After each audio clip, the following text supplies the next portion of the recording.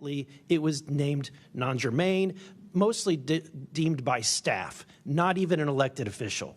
This is the kind of stuff that we repeatedly see. Last year, we were blocked by someone in House administration from being able to receive a full briefing from Arrow. So not an elected official, but someone in staff blocked us. And I've had it. Enough is enough. I want to cue up a video that I've been given. And as before it starts, I'm going to describe. This was taken October 30th of 2024. This video is of an MQ-9 drone tracking an orb, or this object, off the coast of Yemen. You'll see that another MQ-9 launched a Hellfire missile. You cannot see that drone. And so I'm not going to explain it to you. You'll see exactly what it does.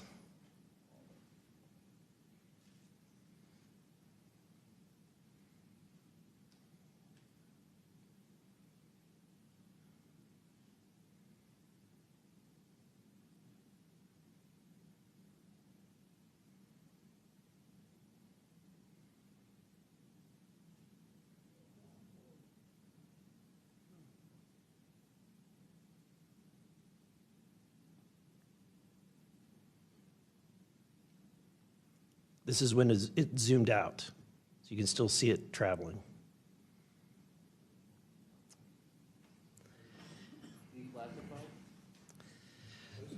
So, Mr. Knapp, have you heard about events like this occurring? And what information might you have? I have heard about events like this. I have heard about this event. Jeremy Corbell and I talked about it in one of our episodes a while back. We did not have the video, though. There are servers where there's a whole bank of these kind of videos that Congress has not been allowed to see, that the public hasn't been allowed to see. Occasionally, some of that stuff gets out in the wild, and it comes our way.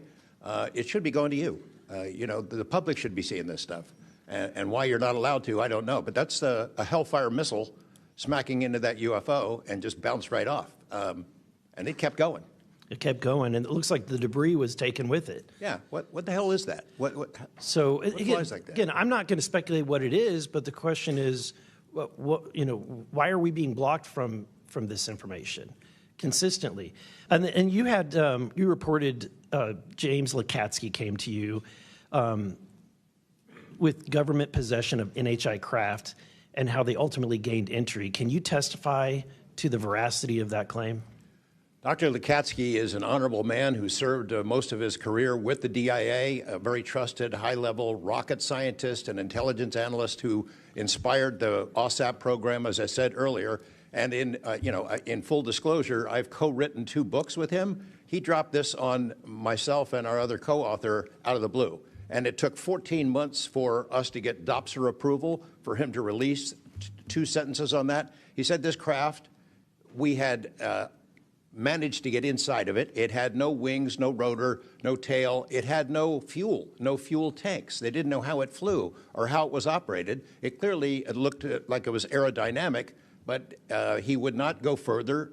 He's a by-the-book guy, and until he gets clearance to say more about that, I don't think we're going to hear much more, but it's not ours. It wasn't ours. We didn't make it. We didn't know who made it and how it was built and how it operated. We've got at least one, and I don't know. I think that's enough confirmation that we do have recovered discs and material.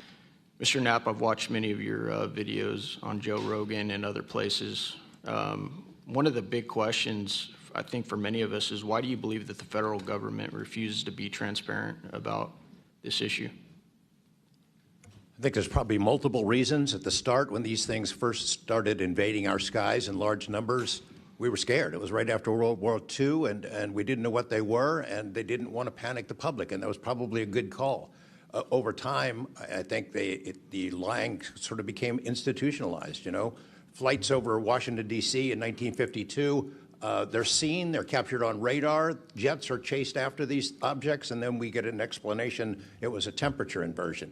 And those kind of lies have been told for a long time.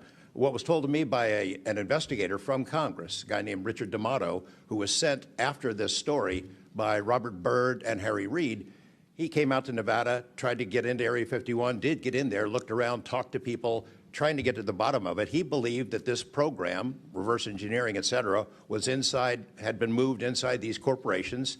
And he said, when this comes out, people are going to go to prison. And he meant people who were basically misusing legitimate national security funds, tens of billions of dollars, in order to keep this cover-up going. I also believe there's a legitimate reason for the cover-up in that there is undeniable connection of national security involved in this technology. If we are racing for it to master that technology against the Russians and the Chinese, which is what I have been told by Senator Reid and many others, then it is a race that's critical to our survival.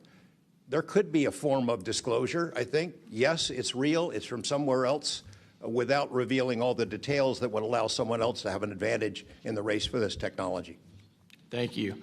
My first question is to Mr. Knapp. Mr. Knapp, how do we know that the files that you obtained from the former Soviet government are not BS and just given to you as a disinformation campaign against the U.S. government?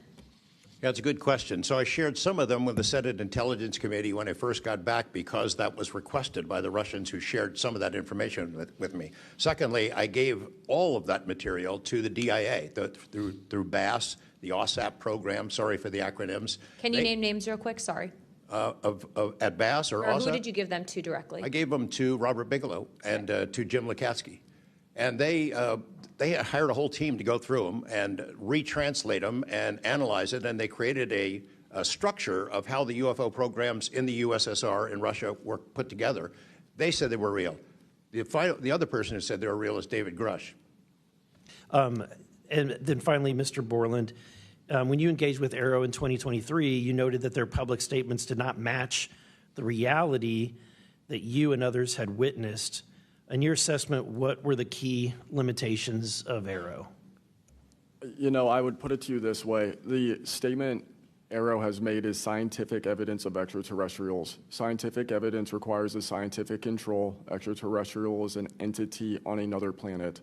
The only way to scientifically prove extraterrestrial is we have to go to that planet, acquire technology, bring it back, and compare it to what we have here. So you're saying they won't let anything out because, or they won't come forward unless they confirm that unless they go to the planet and confirm where its origin is. That would be scientific evidence, yes. And by that statement, Arrow found no scientific evidence of extraterrestrials is basically, I don't want to call it a psyop, but a misrepresentation because we do have things.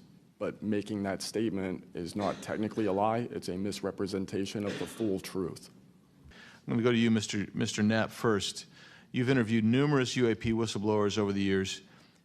Question is, how do you verify their claims before deciding they're credible enough to report on? It's a combination of factors. First, you check their credentials. Did they really serve where they said they did, and did they work where they said they did? Are there any other witnesses? Is there visual proof, film, footage, things of that sort? You ask the people around them that know them, that used to work with them, if they're credible people. That's one way. You know, I think about Arrow, the organization that this body created to deal with witnesses and whistleblowers. I hope I'm not taking too much of your time here, but they invited people to come forward, service members who saw things and had experiences. And I can tell you that the people that I have talked to who went through that are deeply disappointed. There was a guy named Bob Jacobs who was a lieutenant attached to Vandenberg in 1964. His unit would record missile tests. They recorded all of them. On one of these particular tests, a UFO comes out of nowhere, zaps what looks like a laser beam at what would have been a nuclear dummy, a nuclear weapon, and disabled it. And he is called into the commander's office. Two guys in suits clip that film footage out that shows the UFO, and he's ordered to never talk about it.